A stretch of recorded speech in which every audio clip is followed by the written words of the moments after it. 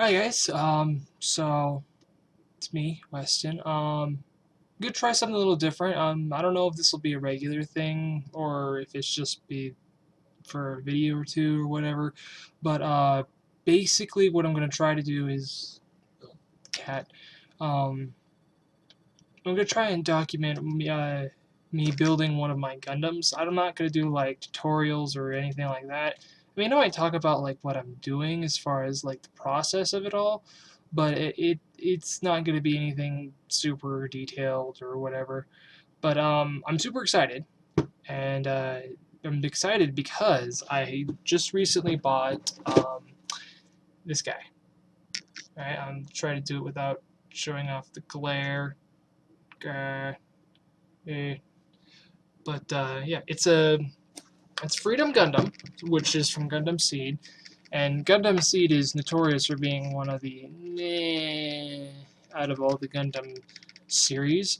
But that doesn't stop Freedom Gundam from being probably my all-time favorite Gundam, right next to Death Scythe Hell, just because that one looks like, it looks like Grim Reaper, which is the whole point of it.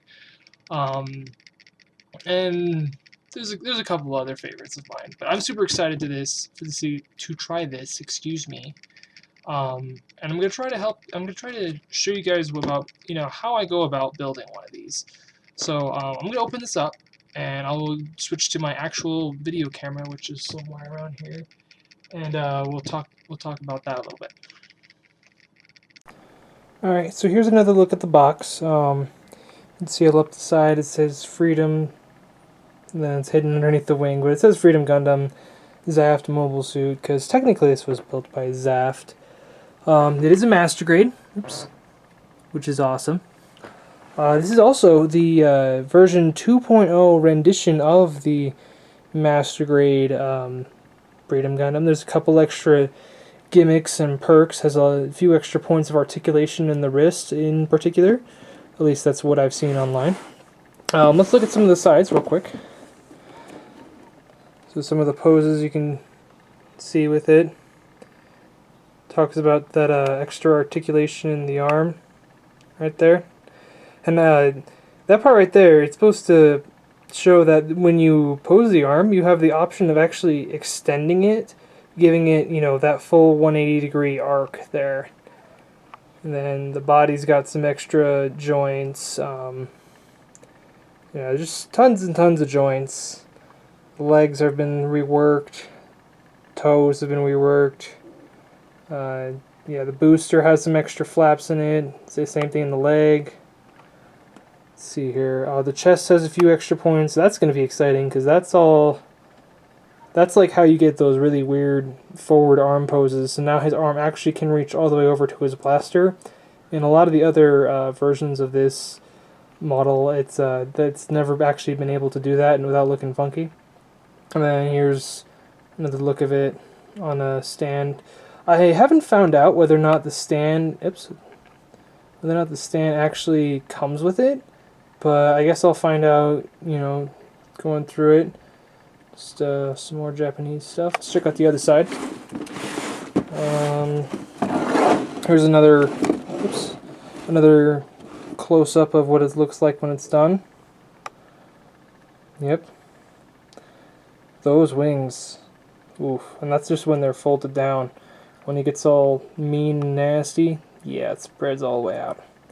And you can see right there on those boosters, those also have some extra flaps and gimmicks and such.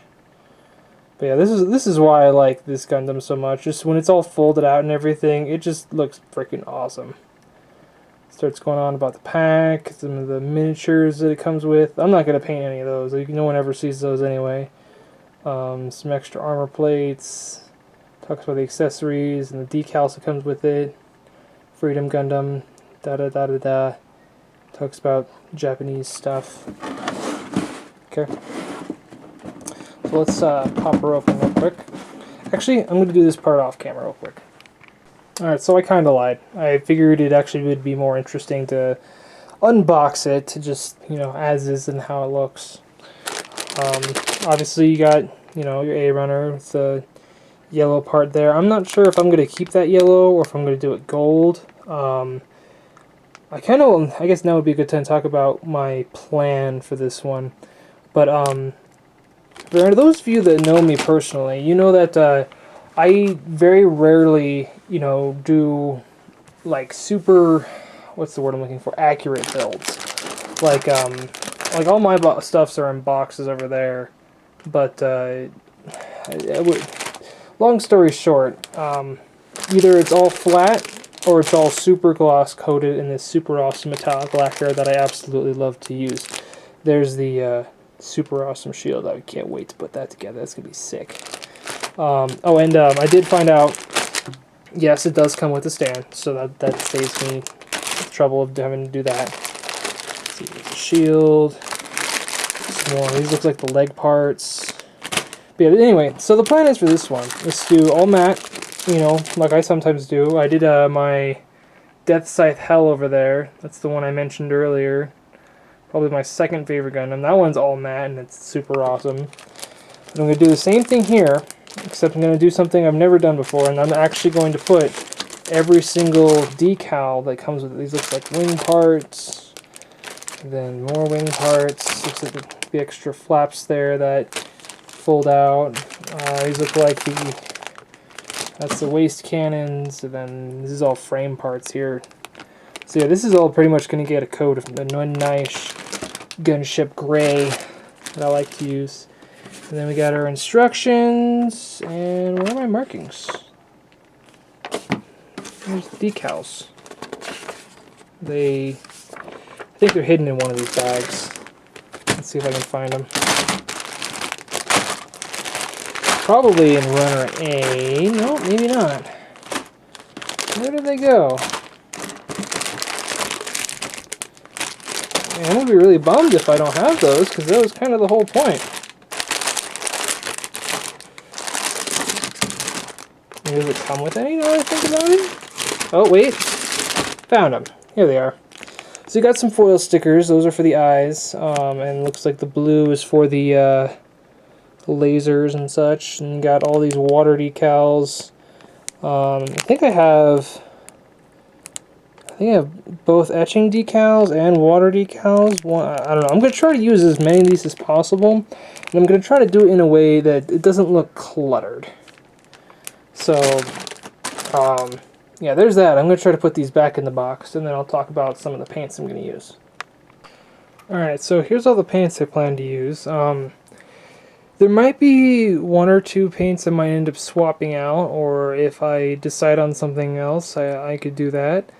But pretty much, like I was saying earlier, the word I'm focusing on is accuracy. Alright, I'm going to try to get as close as I can to what's on here. Now, of course, I can't get it perfect, and I can't color match everything perfectly.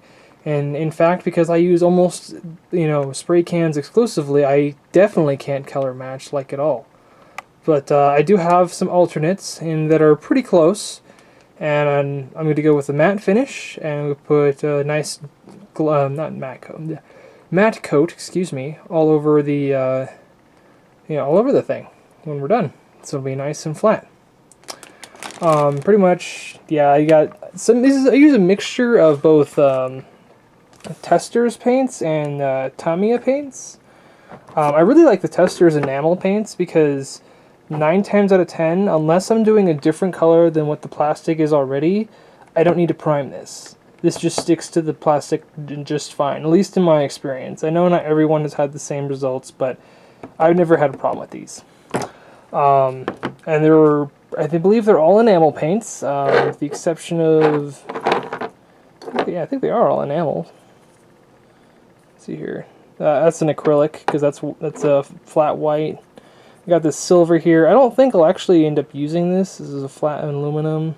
Yeah, it's also acrylic. I wonder if that's why I was having problems with this the other day. Yeah, so these three are these are acrylic.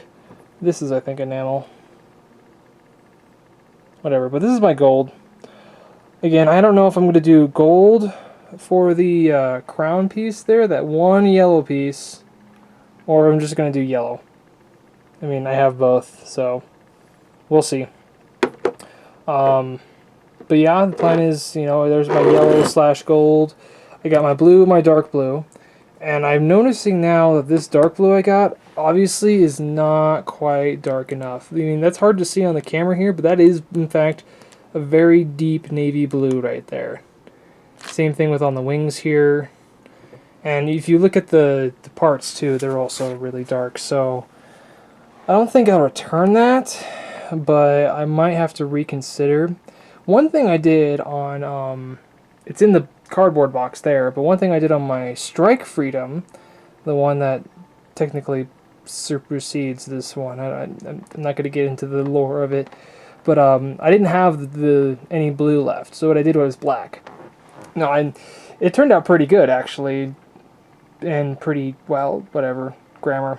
It turned out really nice, and I might do that, or I might do this blue because I have it. I kind of want to do the blue because that is a little bit closer to what I'm going for, but it could look just as nice with the black. And it's a matte black too. Same with the red. I have gunship gray here, and I think this is intermediate in U.S. Navy blue. If that focuses, there it goes. Yeah, I like this one because it's a very pale blue, but it's also a gray, so it supplements these two really well. And then I got this one here that's like, oh, what's it called? Let's see if I can find the name for it. Ocean Gray 2. This is a nice in-between for them because it's a dark gray, but it's also got just that faintest hint of blue. So I'm trying to do like, 3 different tones for the frame parts. You'll have your dark gray, that's the gunship gray for most of it.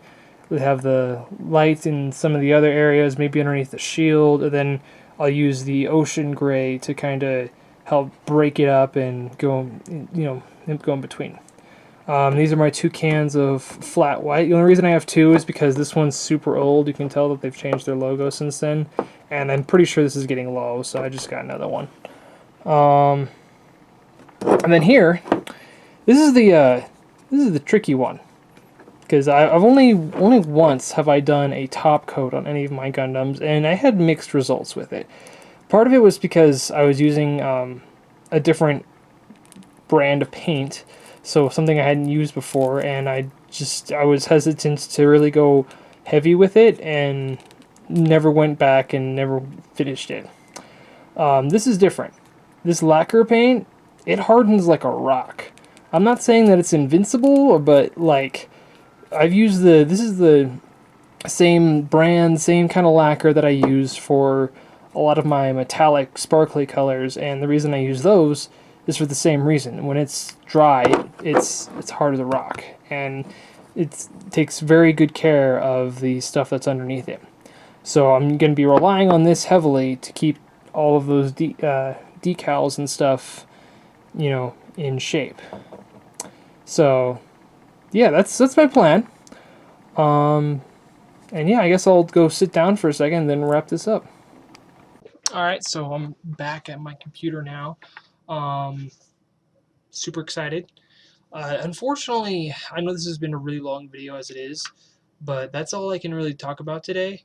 Just my plan, and step 1 from here is pretty much just going through these instructions and doing what I like to call a loose build.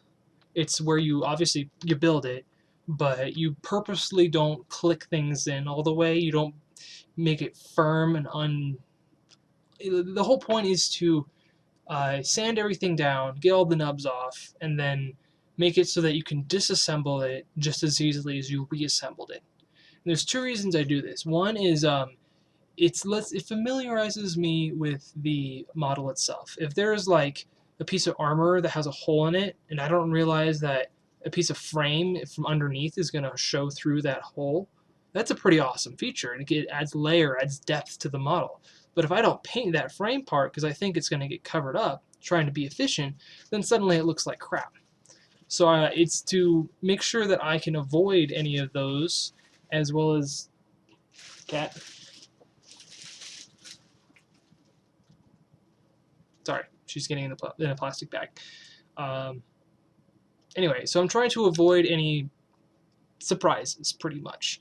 Any holes in the plan, any bits and pieces that I might not have realized needed to be a certain color, and that's the whole point of me doing a loose build.